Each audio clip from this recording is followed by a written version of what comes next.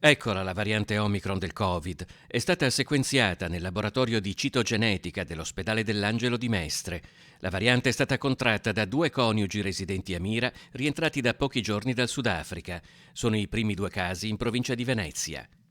Prima ancora che fosse accertata la loro positività al Covid, i due coniugi erano già stati sottoposti a quarantena come previsto per chi rientra dal Sudafrica e in Italia non hanno quindi avuto alcun contatto con altre persone.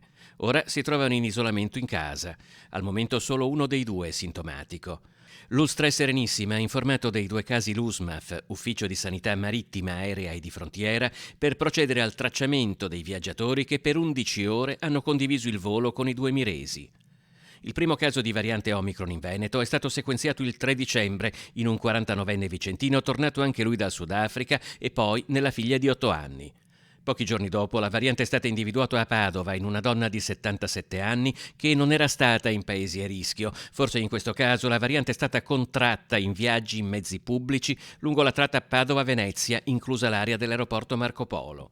A Venezia, peraltro, diversi casi di positività non legata ad Omicron si sono registrati nell'ultima settimana tra le guardie carcerarie di Santa Maria Maggiore.